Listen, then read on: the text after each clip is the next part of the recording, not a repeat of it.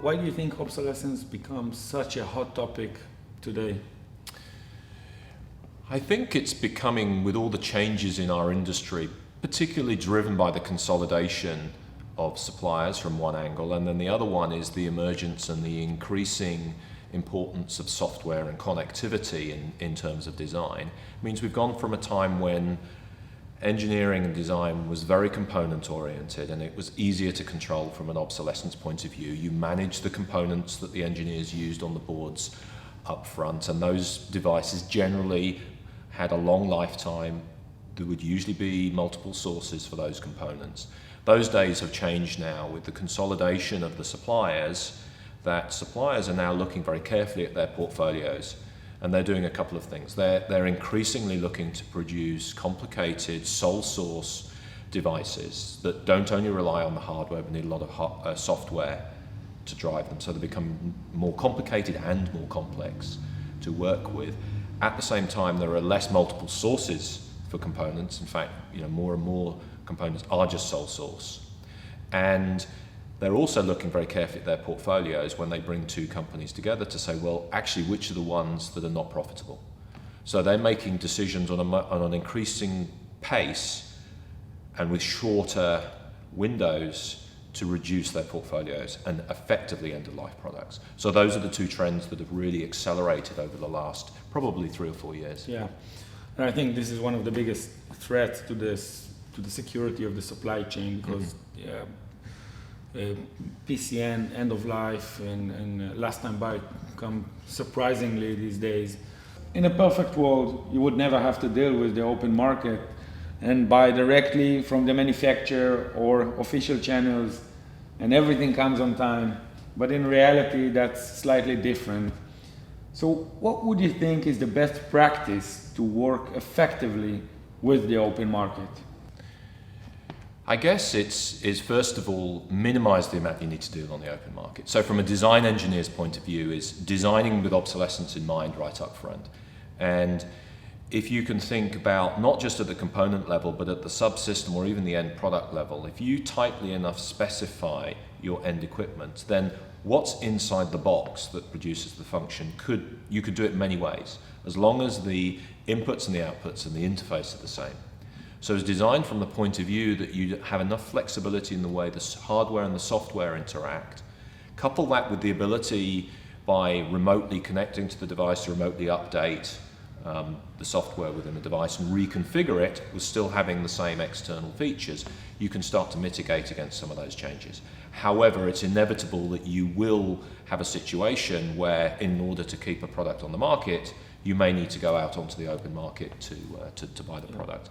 And I guess there it's about having supply assured situations where you can go and get the product. And actually, probably better to overbuy in the first place, because now there are ways that, provided your supply is assured, you can then remarket that product, because you're not going to be the only person who needs that product. And to be sure, if you overbuy, there will be people who've underbought, and then there will still be an aftermarket for those components. How do you see the future of obsolescence management? What are the hopes? What are the fears? It's interesting because being here for the last 2 days has made me think about it. And as I said, one of the things I wanted to do was understand from the obsolescence community, if you like, within our business, how they see the challenges, and understand how much they're interacting with their engineering teams to understand how we can make sure that we bring them together. And when I started in the industry, you had a standards and a components management team that physically was different from the design engineering team. And the design engineering team always felt that this components team was stifling the innovation and the choice of components we can use. I think the secret is allow the engineers to have the creativity. They're given the problem to solve, and their job is in the most efficient way to produce a reliable product that's maintainable, that embeds the IP of that business, but to do it as fast as possible. And that might be using components, it might be buying in sub-assemblies, but you want to allow the engineers to have the creativity to be innovative, but what you need is to be able to provide the advice from a standards and a component engineering point of view to say, I understand how you want to do it, but if you do it like this, you will reduce the end risk by X factor and start to educate the engineers to be creative yet design with obsolescence in mind. Because then you reduce, you take away half the problems for the purchasing team in 5, 6, 7 years' time. Yeah. How do you see the importance of having such a community to share the ideas and the best practice?